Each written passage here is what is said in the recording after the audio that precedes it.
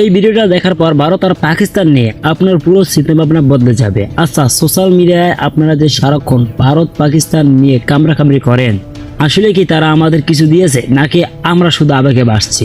71-এর বেমেনি বরাম বর্তমানের সীমাবদ্ধ হত্যা, আজকে কোনো মুখোশ থাকবে না এমন কিছু তেতো সত্য আজ আপনাদের সামনে আনবো যা সরাসর কেউ ক্যামেরার সামনে বলতে সাহস পায় না। এই যে স্ক্রিনে যে ভিডিওটা দেখছেন এর কমেন্ট সেকশনে তো রীতিমতো যুদ্ধ লেগে গেছে। চলুন আগে দেখি এই ভিডিওতে কি বলা হয়েছে। স্বাধীনতার 55 বছর পর দেশের 20 কোটি মানুষের কাছে প্রশ্ন, বলুন তো বাংলাদেশ কেন স্বাধীন হয়েছিল? পাকিস্তানিরা আমাদের উপর অনেক অত্যাচার নির্যাতন করেছিল, তাই কি নির্যাতন করেছিল আপনি কি জানেন? 21শে ফেব্রুয়ারিতে মোট কতজন মানুষ মারা গিয়েছিল? সালাম, রফিক, বরকত, জব্বার সহ সর্বোচ্চ 7 জনের বেশি নাম কোথাও দেখাতে পারবেন না। 1969-এর পুরো গণ অভ্যুত্থানে আমানুল্লাহ মোহাম্মদ আসাদুজ্জামান ওরফে আসাদ, মতিউর রহমান মল্লিক, ডক্টর শামসুজ্জোহা সহ সর্বোচ্চ 5 জনের নাম বলতে পারবেন। যদিও উইকিপিডিয়া সহ বিভিন্ন জায়গায় বলা হয়ে থাকে 52 সালের ভাষা আন্দোলনে 39 জন আর 69-এর গণ অভ্যুত্থানে মোট 61 জন মারা গিয়েছিল। কিন্তু এই 39 কিংবা 100 জনের নামের তালিকা আজ পর্যন্ত কোথাও প্রকাশ করতে পারেনি। 1971 সালে ভারত পাকিস্তান যুদ্ধের আগ পর্যন্ত এটাই ছিল পশ্চিম পাকিস্তানি শাসকদের হাতে পূর্ব পাকিস্তানের মৃত্যুর মোট সংখ্যা। পাকিস্তানের ব্যাপারে আমাদের যে ইতিহাস শেখানো হয়েছে তার পুরোটাই যে মিথ্যে তার প্রমাণ আমাদের চোখের সামনে আছে। পাকিস্তানি শাসকদের বিরুদ্ধে সব সময় একটি অভিযোগ করা হয়, পশ্চিম পাকিস্তানিরা নাকি আমাদের চরম বঞ্চিত করেছে আর ভারত আমাদেরকে স্বাধীনতা এনে দিয়েছে। যে কারণে ভারতের প্রতি আমাদের সারা জীবন কৃতজ্ঞ থাকতে হবে আর পাকিস্তানকে কাছেই ভিড়তে দেওয়া যাবে না, কারণ তারা আমাদের চিরশত্রু। অথচ রাজনৈতিক কামড়াকামড়িতে 2 পাকিস্তান আলাদা হবার পর থেকে 2 পাকিস্তানেরই ক্ষতি হয়েছে। পশ্চিম পাকিস্তানের অর্থনৈতিক ক্ষতি হলেও বাংলাদেশের আমছালা দুটোই গিয়েছে আর মাঝখানে লাভবান হয়েছে ভারত। 1971-এর কথিত স্বাধীনতার পর থেকে আমরা হয়েছি পরাধীন। ওদিকে পশ্চিম পাকিস্তান বীরের মতো লড়াই করে যাচ্ছে চোখে চোখ রেখে। সামরিক শক্তির দিক থেকে পাকিস্তানের অবস্থান পৃথিবীতে এখন 12তম, যেখানে বাংলাদেশের অবস্থান 40-এর কাছাকাছি। বাংলাদেশের কথিত স্বাধীনতার 55 বছর পার হয়েছে। পাকিস্তান থেকে আলাদা হয়ে বাংলাদেশ শুধু 2 জায়গায় এগিয়েছে, এক তৈরি পোশাক খাত আর বিদেশে শ্রমিক রপ্তানি। এই 2 খাতের মাধ্যমেই পৃথিবীতে আমরা কামলার জাতি হিসেবে খ্যাতি পেয়েছি। অথচ 55 বছর আগে পশ্চিম পাকিস্তানি শাসকেরা আমাদের পূর্ব পাকিস্তানে যে শিল্প বিপ্লব ঘটিয়ে গিয়েছিল তা শুনলে এই প্রজন্মের কাছে অলৌকিক মনে হবে।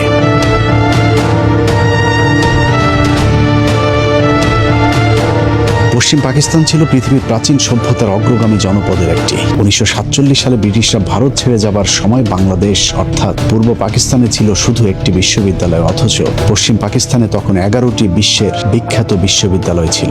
বিদ্যে বুদ্ধি সব দিক থেকে এগিয়ে থেকেও তারা আমাদের অবহেলা করেনি, বরং টেনে তুলে ধরতে চেয়েছিল। যদিও আমাদের চেতনার যাতনা 23 বছরের বেশি 2 পাকিস্তানকে একসাথে থাকতে দেয়নি। পাকিস্তানি শাসকেরা 23 বছরে আমাদের পূর্ব পাকিস্তানে যে শিল্প বিপ্লব ঘটিয়েছিল তার পরের 55 বছর পাকিস্তানিদের রেখে যাওয়া সেই শিল্প কলকারখানাগুলো শুধু বন্ধই করা হয়েছে। নতুন করে কোনো শিল্প গড়ে তুলতে পারেনি স্বাধীন বাংলাদেশ। অথচ পাকিস্তান আমলে এদেশে ঘটে গিয়েছিল নীরব এক শিল্প বিপ্লব, যে ইতিহাস আমাদের পুরো এক প্রজন্মকে জানতেই দেওয়া হয়নি। বাংলাদেশের পাটকে পাকিস্তান আমলে বলা হতো সোনালী আঁশ, কিন্তু পাটের স্বর্ণযুগ এমনিতেই আসেনি। পাকিস্তানি শাসকদের পরিকল্পনায় বাংলাদেশে গড়ে তোলা হয়েছিল আদমজি জুট মিল। শুনলে অবাক হবে, নারায়ণগঞ্জ শহরে অবস্থিত আদমজি জুট মিলটি তৎকালীন পৃথিবীর বৃহত্তম পাটকল ছিল। 1950 সালে প্রতিষ্ঠিত আদমজি জুট মিলটি তৎকালীন পশ্চিম পাকিস্তানের বাওয়া পাটকলের আদলে তৈরি করা হয়েছিল, যেখানে উৎপাদিত উন্নত মানের পাটজাত দ্রব্য সারা পৃথিবীতে রপ্তানি করা হতো। বিশেষ করে ইউরোপের দেশগুলোতে পাকিস্তানের পাটজাত দ্রব্যের ব্যাপক চাহিদা ছিল। স্কটল্যান্ডের ড্যান্ডি শহরের নাম অনুসারে আদমজি জুট মিলকে প্রাচ্যের ড্যান্ডি বলা হতো। সেই প্রতিষ্ঠিত শিল্পটি কথিত দেশ স্বাধীন হবার পর শেখ মুজিবের পরিবারের লুটপাটে ধ্বংস হয়ে গিয়েছে। বাংলাদেশ বর্তমানে শতভাগ কাগজ আমদানি করলেও 55 বছর আগে আমরা কাগজ রপ্তানি করতাম। 1953 সালে পাকিস্তান শিল্প উন্নয়ন সংস্থা রাঙামাটি জেলার কাপ্তাই উপজেলার চন্দ্রঘোনায় কর্ণফুলী পেপার মিল প্রতিষ্ঠা করে। তৎকালীন সময়ে এশিয়ার সর্ববৃহৎ কাগজ প্রস্তুতকারক প্রতিষ্ঠান ছিল এটি, যেখানে মোট 30,000 শ্রমিক কাজ করত। 1959 সালে খুলনার খালিশপুরে খুলনা নিউজপ্রিন্ট মিলস লিমিটেড প্রতিষ্ঠা করে পাকিস্তান সরকার। দেশের সর্ববৃহৎ এই নিউজপ্রিন্ট কাগজ মিলটিতে বছরে 50,000 মেট্রিক টন কাগজ উৎপাদিত হতো। দেশ স্বাধীন হবার পর সেই মিলটিও বন্ধ করে দেওয়া হয়। এছাড়া 1950 সালে ঢাকা জুট মিলস, একই বছরে খুলনা জুট মিলস, 1953 সালে চট্টগ্রামের আমিন জুট মিলস এবং কর্ণফুলী রেয়ন মিল, চন্দ্রঘোনা পেপার মিল, প্রগতি ইন্ডাস্ট্রিজ, ইস্পাহানি কটন মিলস এবং 1968 সালে বাংলাদেশের একমাত্র তেল শোধনাগার ইস্টার্ন রিফাইনারি ও বাংলাদেশের উপর নির্যাতনকারী পশ্চিম পাকিস্তানিরাই তৈরি করেছিল। 55 বছরে আর একটিও তেল শোধনাগার তৈরি করতে পারেনি কথিত স্বাধীন দেশের সরকার। পূর্ব পাকিস্তানের বিদ্যুতের চাহিদা পূরণে কাপ্তাই জলবিদ্যুৎ, কর্ণফুলী বিদ্যুৎ উৎপাদন কেন্দ্র, শাহজিবাজার বিদ্যুৎ উৎপাদন কেন্দ্র, আশুগঞ্জ বিদ্যুৎ উৎপাদন কেন্দ্র প্রতিষ্ঠান করে পাকিস্তান সরকার। পূর্ব পাকিস্তান এক মহাশিল্প বিপ্লবের দিকে এগিয়ে যাচ্ছিল। শিল্পায়নে লকি East Pakistan industries development corporation প্রতিষ্ঠা করা হয়। চট্টগ্রাম বন্দরটি মোঘল আমলে কার্যক্রম চালু হলেও এর মূল অবকাঠামো এবং আধুনিকায়নের কাজ করে পাকিস্তান সরকার। 1960 সালে চট্টগ্রাম বন্দর কমিশনারকে চট্টগ্রাম বন্দর ট্রাস্ট হিসাবে মর্যাদা দেওয়া হয়। এছাড়া মংলা সমুদ্র বন্দর, Gazipur machine tools factory, Gazipur সমরাস্ত্র কারখানা, তেজগাঁ শিল্প এলাকা, হাজারীবাগ ট্যানারি শিল্পাঞ্চল, খুলনার খালিশপুর শিল্প এলাকা, চিটাগাং ড্রাই ডক সবই করেছিল আমাদের উপর নির্যাতনকারী পশ্চিমা শাসক গোষ্ঠী। অনেক চেতনাধারীরা আবার বলে থাকে পূর্ব পাকিস্তানের মিল, কল কারখানায় উপার্জিত অর্থ নাকি পশ্চিম পাকিস্তানিরা সব নিয়ে যেত, কিন্তু পূর্ব পাকিস্তানের কোনো উন্নয়ন তারা করত না। চলুন পশ্চিম পাকিস্তানিরা এদেশের মানুষের কল্যাণে কতটা আন্তরিক ছিল সেটা একটু দেখা যাক। প্রথমে শিক্ষা থেকে শুরু করা যাক। দেশের সর্বোচ্চ বিদ্যাপীঠ ঢাকা বিশ্ববিদ্যালয় ব্রিটিশ আমলে প্রতিষ্ঠা লাভ করলেও এর বেশিরভাগ সম্প্রসারণ হয়েছে পাকিস্তান আমলে। শিক্ষার মানের দিক থেকে ঢাকা বিশ্ববিদ্যালয় ছিল পৃথিবীর 100 বিশ্ববিদ্যালয়ের তালিকায়, যে কারণে পাকিস্তান আমলে ঢাকা বিশ্ববিদ্যালয়কে বলা হতো প্রাচ্যের অক্সফোর্ড। কথিত স্বাধীনতার পর পাকিস্তানের চিহ্ন মুছে ফেলার সাথে সাথে বিশ্ববিদ্যালয়ের নাম ডাকও মুছে ফেলা হয়েছে। এক সময়ের 100 বিশ্ববিদ্যালয়ের তালিকায় থাকা প্রতিষ্ঠানটি এখন 1000-এর তালিকাতেও নেই। ঢাকা বিশ্ববিদ্যালয় প্রতিষ্ঠায় যারা গুরুত্বপূর্ণ ভূমিকা রেখেছিলেন তাদের মধ্যে অন্যতম মোহাম্মদ আলী জিন্নাহ। তার ব্যাপক অবদানের কারণে ঢাকা বিশ্ববিদ্যালয়ের একটি হলের নাম রাখা হয়েছিল জিন্নাহ হল। অথচ ঢাকা বিশ্ববিদ্যালয় প্রতিষ্ঠার বিরোধিতা করা রবীন্দ্রনাথকে পুজো করে সেই জিন্নাহকে বানানো হয়েছে ভিলেন।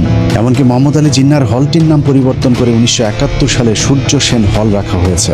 যদিও রবীন্দ্রনাথের মতো সূর্য সেনও আজীবন পূর্ব বাংলার মুসলমানদের বিরোধিতা করেছিলেন। পাকিস্তানের বিখ্যাত কবি আল্লামা ইকবালের নামে 1957 সালে ইকবাল হল স্থাপিত হয়। 1972 সালে ওই হলের নাম পরিবর্তন করে সার্জেন্ট জহুরুল হলের নামে নামকরণ করা হয়। অথচ এই জহুরুল হক ছিল ভারতীয় গোয়েন্দা সংস্থার একজন চর। শেখ মুজিবের সাথে আগরতলা ষড়যন্ত্র মামলার আসামিও ছিল এই ভারতীয় এজেন্ট জহিরুল হক। এভাবে বিশ্ববিদ্যালয়ের সর্ববৃহৎ হল মহসিন হল সহ বেশিরভাগ অবকাঠামো প্রতিষ্ঠিত হয় পাকিস্তান আমলে। ঢাকা বিশ্ববিদ্যালয়ের পাকিস্তান আমলে কতটা জৌলুস ছিল তার প্রমাণ স্যার পিজে হাট ইন্টারন্যাশনাল হল প্রতিষ্ঠা।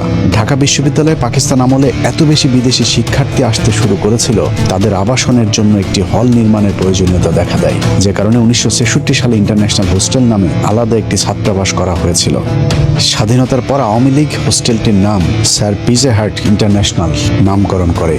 ঢাকা বিশ্ববিদ্যালয়ের আদলে 1953 সালে রাজশাহী বিশ্ববিদ্যালয়, 1966 সালে চট্টগ্রাম বিশ্ববিদ্যালয় এবং 1970 সালে জাহাঙ্গীরনগর বিশ্ববিদ্যালয় প্রতিষ্ঠা করে পাকিস্তান সরকার। পূর্ব পাকিস্তান কৃষি বিশ্ববিদ্যালয়ের নামে বর্তমান বাংলাদেশ কৃষি বিশ্ববিদ্যালয়টি 1961 সালে পাকিস্তান সরকার প্রতিষ্ঠা করেছিল।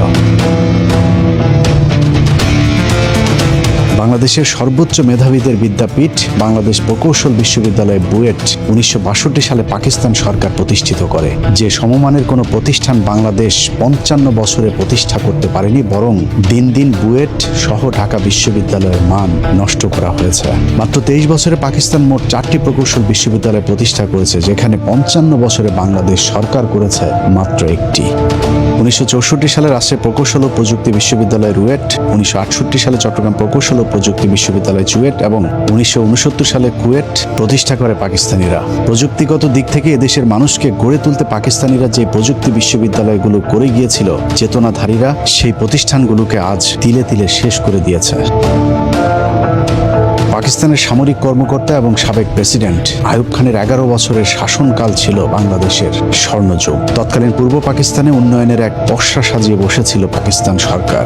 ঢাকা শহরে Notre Dame college, residential college, Viqarunnisa Noon school and college সহ শীর্ষ 21টি কলেজ প্রতিষ্ঠা ছাড়াও ময়মনসিংহের Ananda Mohan college, Rangpur Carmichael college, Pabna Edward college, বরিশালের বিএম কলেজ, কারিগরি ও বিশেষায়িত কলেজ সহ অসংখ্য মানসম্পন্ন শিক্ষা প্রতিষ্ঠান প্রতিষ্ঠা করেছিল আইয়ুব খানের সরকার। যে সমমানের কলেজ 55 বছরে নতুন করে একটিও করতে পারেনি কথিত স্বাধীন দেশের সরকার প্রধানেরা। কারিগরি শিক্ষার মান উন্নয়নে তৎকালীন পাকিস্তান সরকার 1955 সালে ঢাকা পলিটেকনিক ইনস্টিটিউট, 1962 সালে চট্টগ্রাম পলিটেকনিক সহ মোট 17টি পলিটেকনিক ইনস্টিটিউট প্রতিষ্ঠা করেছিল। পাকিস্তান সরকারের দেখানো পথ ধরে পরবর্তীতে বাংলাদেশ সরকার 55 বছরে 32টি পলিটেকনিক ইনস্টিটিউট প্রতিষ্ঠা করে, কিন্তু এগুলো পাকিস্তানের প্রতিষ্ঠিত পলিটেকনিকগুলোর মানের ধারে কাছেও যেতে পারেনি। এছাড়া teachers training college, college of home economics, শারীরিক শিক্ষা কলেজ, সার্ভে ইনস্টিটিউট সহ কারিগরি শিক্ষার সবগুলো শিক্ষা প্রতিষ্ঠানই 60-এর দশকে আইয়ুব খানের শাসন আমলে প্রতিষ্ঠিত। বর্তমান বাংলাদেশ টেক্সটাইল বিশ্ববিদ্যালয় বুটেক্সের পূর্ব নাম ছিল ইস্ট পাকিস্তান টেক্সটাইল ইনস্টিটিউট, যা 1955 সালে পাকিস্তান আমলে প্রতিষ্ঠা করা হয়। ঢাকা আণবিক শক্তি কেন্দ্র, বাংলাদেশ কৃষি গবেষণা ইনস্টিটিউট, কৃষি বিশ্ববিদ্যালয় Mymensingh, ICDDRB forest research institute, jute research institute এবং চট্টগ্রাম কারিগরি প্রশিক্ষণ কেন্দ্র চালু করে হানাদার পাকিস্তানি সরকার। ব্রিটিশদের 200 বছরের শাসন আমলে বাংলাদেশে শুধুমাত্র একটি মেডিকেল কলেজ প্রতিষ্ঠিত করেছিল ব্রিটিশ সরকার, যেটি বর্তমান ঢাকা মেডিকেল কলেজ হাসপাতাল। যদিও সে সময় এর কার্যক্রম ছিল অত্যন্ত সীমিত। পাকিস্তানের 23 বছরে পূর্ব পাকিস্তানের নাগরিকদের জন্য চিকিৎসা সেবায় ব্যাপক কর্মসূচি হাতে নিয়েছিল পাকিস্তান সরকার, যাদের অক্লান্ত পরিশ্রমে ঢাকা মেডিকেলের বর্তমান আধুনিক রূপ দেওয়া হয়। তাদের মধ্যে বেশিরভাগই পাকিস্তানি চিকিৎসাবিদ।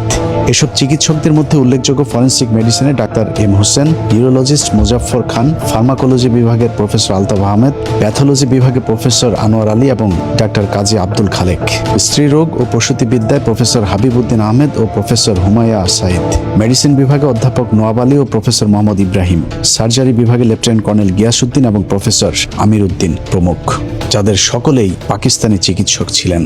ঢাকা মেডিকেল ছাড়াও 1957 সালে চট্টগ্রাম মেডিকেল কলেজ, 1958 সালে রাজশাহী মেডিকেল কলেজ, 1962 সালে ময়মনসিংহ মেডিকেল কলেজ, একই বছর সিলেট মেডিকেল কলেজ এবং পরের বছর 1963 সালে স্যার সলিমুল্লাহ মেডিকেল কলেজ সবই পাকিস্তান সরকার প্রতিষ্ঠিত করেছিল। এছাড়া শেরেবাংলা মেডিকেল কলেজ প্রতিষ্ঠা করা হয় 1968 সালে, রংপুর মেডিকেল কলেজ প্রতিষ্ঠা করা হয় 1970 সালে, 1965 সালে institute of post graduate medical research বা IPGMR প্রতিষ্ঠা করে পাকিস্তান সরকার, বর্তমানে যেটিকে আমরা পিজি হাসপাতাল হিসেবে চিনি। 55 বছরে এই মানের কোনো পোস্ট গ্রাজুয়েট রিসার্চ ইনস্টিটিউট প্রতিষ্ঠা করতে পারেনি বাংলাদেশের সরকারেরা।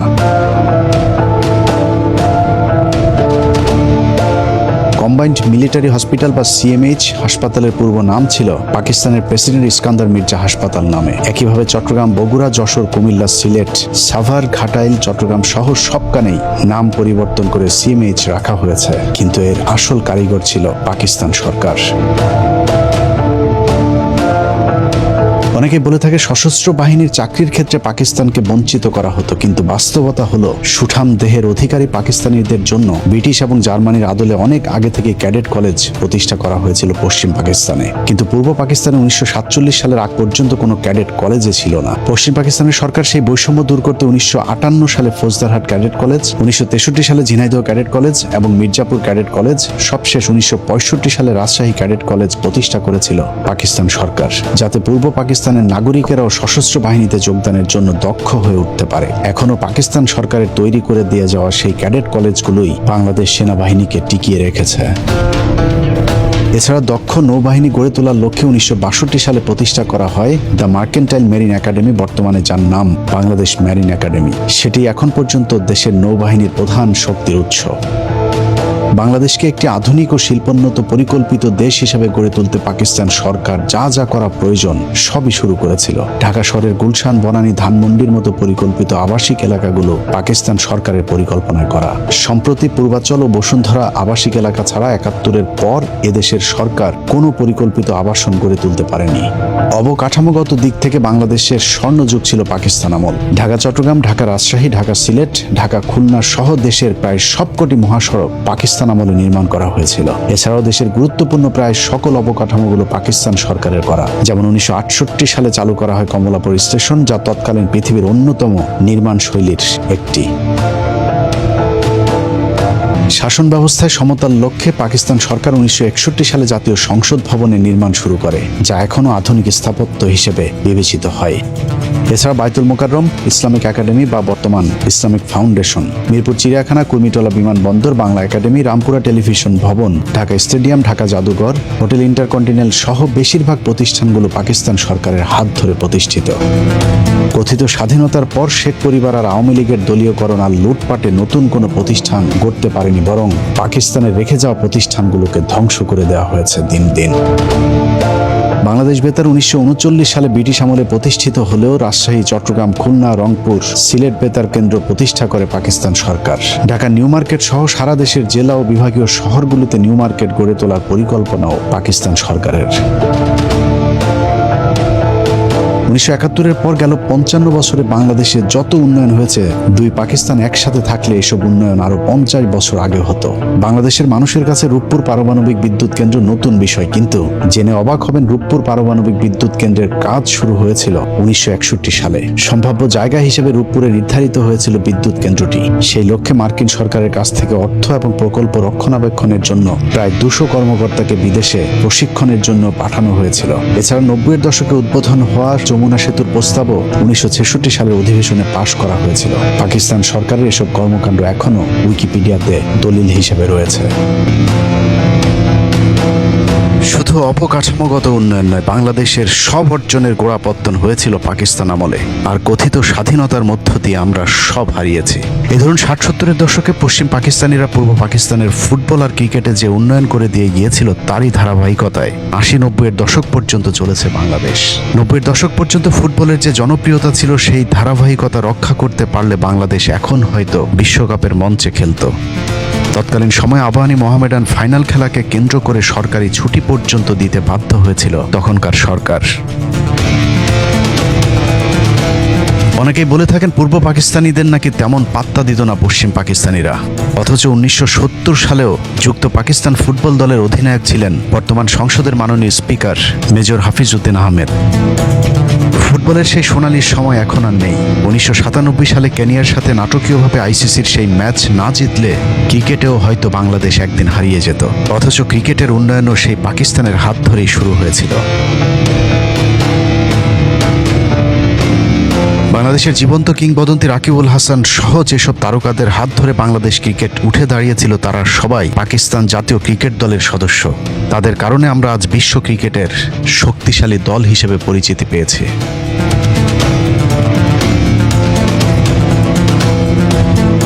একই অবস্থা সংস্কৃতি অঙ্গনেও। বাংলাদেশ চলচ্চিত্রের যত নক্ষত্র সবই পাকিস্তানের তৈরি। तूने मुझे धोखा दिया है, मेरी मोहब्बत का मजाक उड़ाया। तेरी भोली भाली सूरत को देखकर मैंने ये समझा था कि तू जंगल का वो फूल है जिसे रात के होठों ने अब तक नहीं छुआ। लेकिन ये मेरी भूल थी, तू एक जहरीला कांटा निकली। ये सब तुम क्या बोल रहे हो बाबू? मैं तो कुछ नहीं समझी। क्यों कर समझेगी?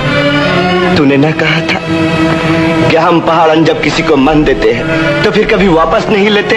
রাজ্জাক, শাবানা থেকে শুরু করে ববিতা, রুনা লায়লা, সাবিনা ইয়াসমিন সকলেই পাকিস্তান আমলে উঠে আসা শিল্পী। ये कलियां नई नवेली, वो चंपा और चमेली, ये कलियां नई नवेली, तोहफा फूलों का ये अनमोल, मैं तुम्हें जो बाबूजी बिन मोल, बोले दे जाना बाबूजी बिन मोल। স্বাধীনতার পর 1.5 দশকে সেই ধাক্কাতেই চলেছে বাংলাদেশ। কথিত স্বাধীনতার মাধ্যমে আমরা পেয়েছি জাহেদ খান আর মমতাজদের মতো শিল্পী। বাংলাদেশের পাকিস্তান আমলে পাওয়া সব অর্জন ধ্বংস করে বাংলাদেশের মানুষ এখন পুরোপুরি ভারতের সংস্কৃতি নির্ভর হয়ে উঠেছে।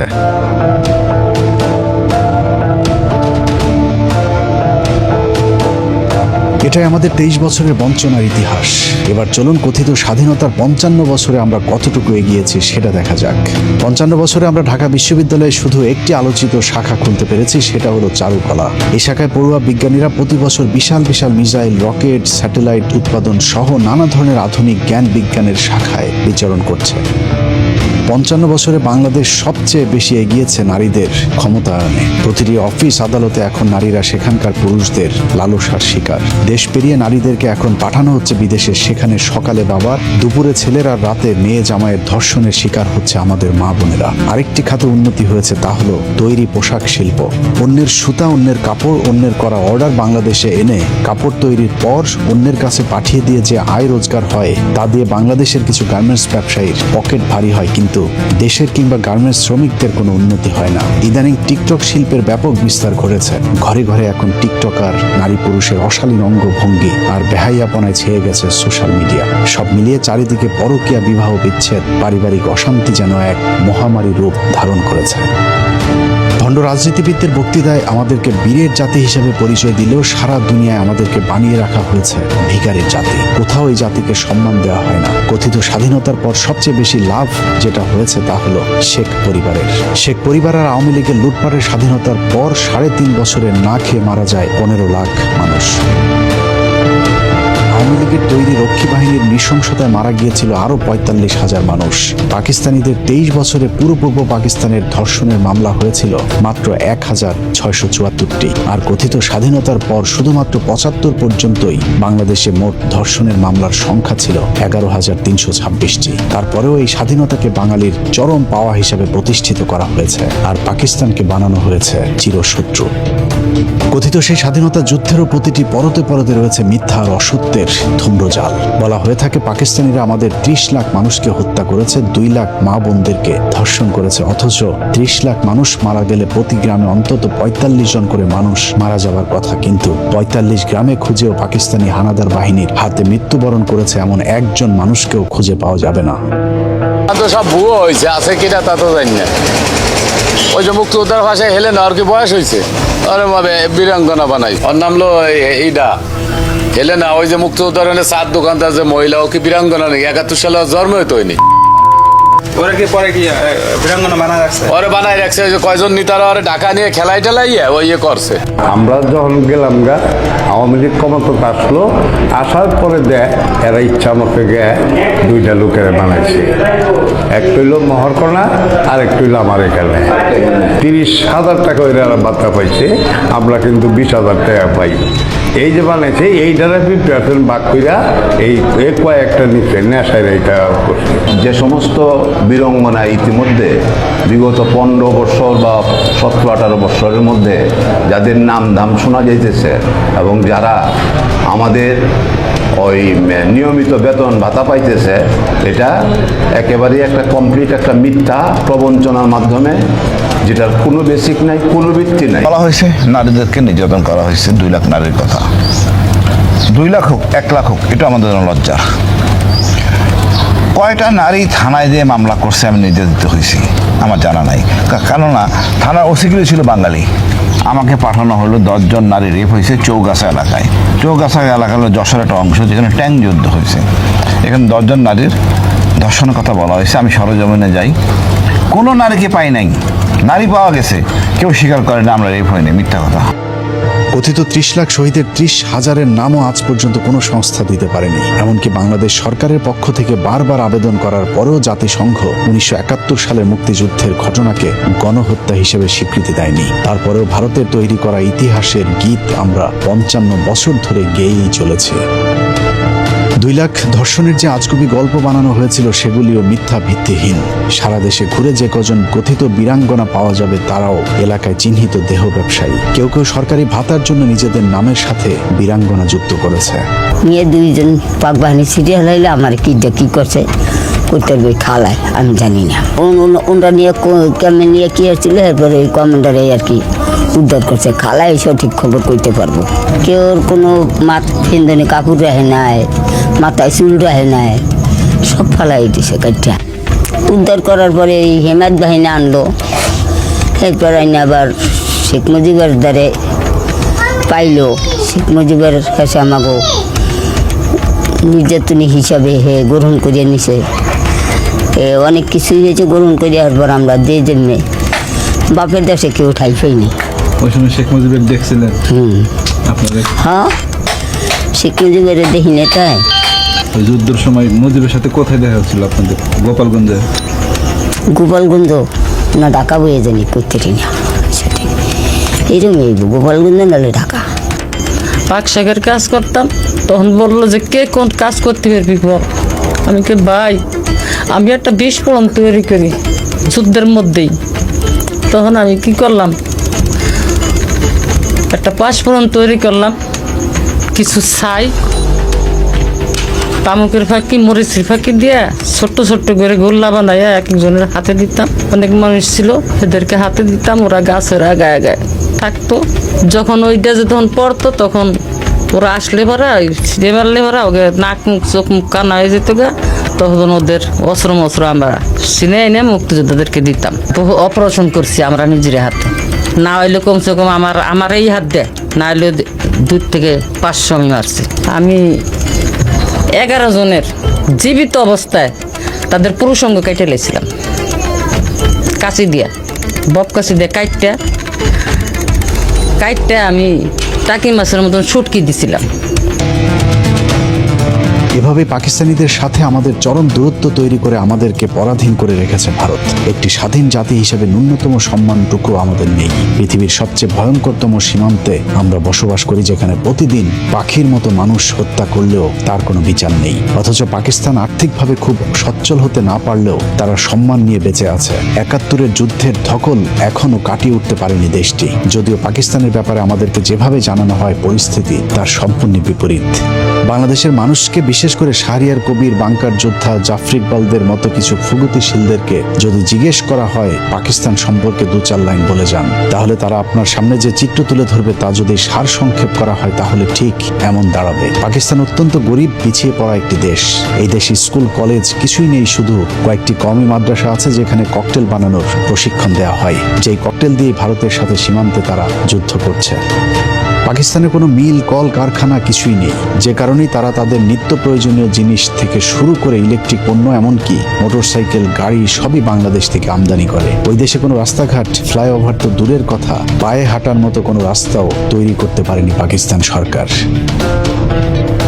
পাকিস্তানের নারীরা কাঁথা কম্বল গায়ে দিয়ে রাস্তায় বের হয়। লেখাপড়া, চাকরি বাকরি তো দূরের কথা, কোনো নারী রাস্তায় বের হলেই তার গলা কেটে ফেলে পাকিস্তানিরা। কিন্তু বাস্তবতা অন্যরকম। পাকিস্তান এখন পৃথিবীর অন্যতম পরাশক্তি। তারা নিজেরাই এখন ফাইটার জেট তৈরি করছে। মহাকাশেও আমেরিকা, চীনের সাথে তাল মিলিয়ে চলছে পাকিস্তান। ভারতের সাথে পাল্লা দিয়ে সামরিক খাতে বিশাল বিনিয়োগের কারণে অন্যান্য ক্ষেত্রে কিছুটা পিছিয়ে পড়লেও তাদের অবকাঠামোগত উন্নয়ন ঈর্ষণীয়। বিশাল বিশাল সেতু, সড়ক, মহাসড়ক, পর্যটন জোন, চীনের সাথে পৃথিবীর সবচেয়ে ব্যয়বহুল কারাকোরাম হাইওয়ে থেকে শুরু করে কি নেই এখন পাকিস্তানের। দক্ষিণ এশিয়ার সবচেয়ে পরিকল্পিত শহর পাকিস্তানের রাজধানী ইসলামাবাদ। পাকিস্তানের উত্তরাঞ্চলে অবস্থিত গিলগিট বালগিস্তানকে বলা হয় প্রাচ্যের সুইজারল্যান্ড। পাকিস্তানের এত সব সফলতার পরেও ভারতীয় মিডিয়ার দাপটে বিশ্বের বুকে কোন ঠাসা দেশটি। ভারতের অর্থে পাকিস্তানের ভেতরে বিভিন্ন সন্ত্রাসী সংগঠন ইসলামের নামে সন্ত্রাসবাদ চালিয়ে যাচ্ছে। পৃথিবীর কাছে পাকিস্তানকে উপস্থাপন করা হয়েছে এক সন্ত্রাসবাদী রাষ্ট্র হিসেবে, যে কারণে সারা বিশ্বে নেতিবাচক রূপে উপস্থাপিত হচ্ছে পাকিস্তান। সে একই কৌশল বাংলাদেশেও বাস্তবায়নের ষড়যন্ত্র চালিয়ে যাচ্ছে ভারত। এর আগে 5ই আগস্টের আগে কৃত্রিম জঙ্গি নাটক সাজিয়ে বাংলাদেশের মানুষকে হত্যা করেছে তারা। কিন্তু 5 তারিখের পর আওয়ামী লীগ নেই, জঙ্গিও নেই। পুরাতন কৌশলে সুবিধা করতে না পেরে তেহরিকে তালেবানের নামে ভারতীয় গোয়েন্দা সংস্থা নতুন খেলা শুরু করেছে, কিন্তু সেখানেও বাঁধ সেজেছে পাকিস্তান। ভারতীয় সেই ষড়যন্ত্রের হাত থেকে পাকিস্তান বাংলাদেশকে বাঁচিয়েছে, যে কারণে বাংলাদেশের আসন্ন বিপদ থেকে বাঁচার জন্য পাকিস্তানের সাথে এক হয়ে লড়তে হবে ভারতের বিরুদ্ধে। দুই পাকিস্তান একসাথে থাকার 23 বছরে পশ্চিম পাকিস্তানিরা আমাদের সাথে কি আচরণ করেছে সেটা শুরুতেই আলোচনা করা হয়েছে। তারপরেও যুক্তির খাতিরে মনে করুন পাকিস্তান আমাদের সাথে অনেক বৈষম্য করেছে, তারপরেও পাকিস্তানকে আমাদের দরকার, কারণ শত্রুর শত্রু সব সময় বন্ধু। পাকিস্তান বাংলাদেশকে সব ধরনের সামরিক সহযোগিতা দিতে প্রস্তুত। অতএব পাকিস্তানকে আমাদের বন্ধুর মতো পাশে চাই। যারা 71-এর অজুহাতে পাকিস্তানের সাথে বাংলাদেশের সম্পর্ক নষ্ট করতে চাইবে তারাই ভারতীয় আসল দালাল। তারা সব সময় চায় আমরা ভারতের মুখাপেক্ষী হয়ে থাকি। 71 সালের যুদ্ধকে বারবার টেনে এনে দুই পাকিস্তানের মধ্যে সম্পর্কের ফাটল ধরানো হয়। পাকিস্তানের মানুষ যখন পারমাণবিক শক্তি অর্জন করে মঙ্গল গ্রহে যাবার গবেষণা করছে, চেতনার বাংলাদেশ তখন মঙ্গল শোভাযাত্রা নিয়ে ব্যস্ত। অতএব সময় এসেছে সিদ্ধান্ত নেবার।